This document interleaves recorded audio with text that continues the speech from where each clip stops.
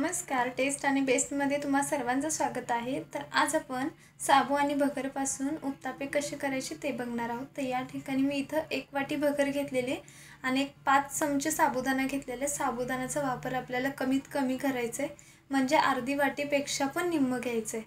तर दोन्ही पण आपण वेगवेगळ्या भांड्यात भिजायला ठेवूया। तर सगळ्यात आधी आपण हे स्वच्छ धुवून घेतलेलं आहे। साबुदाण्यामधलं पाणी पूर्ण काढायचं आहे आणि भगरमध्ये 1-2 ग्लास पाणी ओतून आपण याला रात्रभर भिजायला ठेवलेलं होतं।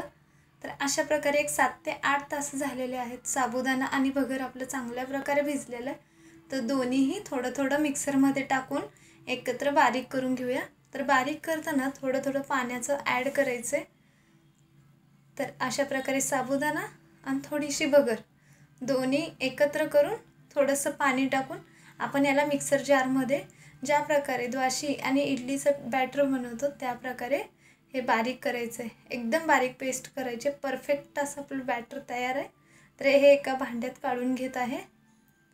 तर अशा प्रकारे काढून घ्यायचं आहे आणि त्यामध्ये चवीपुरतं आता मीठ टाकून घेऊया। तर इथे मी चवीपुरतं मीठ टाकत आहे। तर साबुदाण्याचा वापर आपल्याला कमीच करायचा आहे, जेणेकरून आपले जे द्वाशी आहेत ते चिकट होणार नाहीत, कुरकुरीत होतील। तर ते साईडला ठेवली। त्याच्यानंतर शेंगाची चटणी करण्यासाठी मी इथं 2 चमचे मोठ्या चमच्याने शेंगाचं कूट घेतलेला आहे, 2 हिरवी मिरची, थोडेसे जिरे आणि चवीपुरतं मीठ। तर ह्यामध्ये थोडंसं पाणी ॲड करून बारीक असं आपण चटणी बारीक केलेली आहे, एकदम बारीक वरती ठेवून। तर हे एका वाटीमध्ये मी काढून घेत आहे। मी इथं शेंगाच्या कुटाचा वापर केलेला। तुम्हाला हवा असेल तर शेंगा थोड्याशा भाजून त्याच्यावरचा जो पाला असतो तो काढून केला तरीही चालेल। त्याच्यानंतर एक पातेलं ठेवलेलं आहे, त्यामध्ये मोठ्या चमच्याने 1 चमचा तेल, अर्धा चमचा जिरे। तर जिरे चांगले तडतडले आहेत। तर हे चटणीवर टाकूया। अगदी परफेक्ट साधी सोपी आपली चटणी तयार आहे। तर हे साईडला ठेवूया। आता आपण उत्तापे करून घेऊया। उत्तापेसाठी मी इथं द्वाशीचा तवा ठेवलेला आहे। गॅस मीडियमवरती करायचा आहे आणि थोडंसं तेल टाकायचं आहे। तर अशा प्रकारे तवा मीडियम टू लोवरती गरम झालेला आहे। 2 चमचे बॅटर टाकूया आणि हलक्या हाताने याला पसरवून घ्यायचं आहे। तर इथं तवा जो आहे तो मीडियमवरती ठेवायचा आहे, जेणेकरून आपल्याला आपला जो बॅटर आहे ते पसरवायला सोपं जाईल।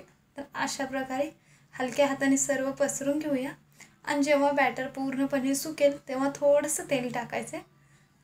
तर 1-2 मिनिटांनी याला पलटी मारूया आणि खालची साईडसुद्धा आपण पूर्णपणे भाजून घेऊया। तर 1-2 ते 3 मिनटं लागतात जास्तीत जास्त। तर इथं गॅस मी पूर्ण मीडियमवरती ठेवलेला आहे। तर इथं 2 मिनटं आपले झालेले आहेत।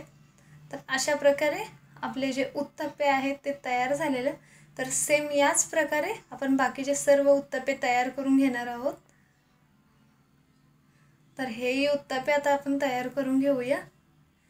तर झटपट होणारी रेसिपी आहे, अगदी इझी। दरवेळेस आपण साबू आणि भगरचा वापर करतो, तर हे नव्या पद्धतीने आणि थोडंसं वेगळं काही। तर ही रेसिपी नक्की ट्राय करून बघा। तुम्हाला जर व्हिडिओ आवडत असतील तर चॅनल लाईक, शेअर आणि सबस्क्राईब करा। कमेंट्स बॉक्समध्ये नक्की सांगा आजची ही रेसिपी तुम्हाला कशी वाटली। धन्यवाद।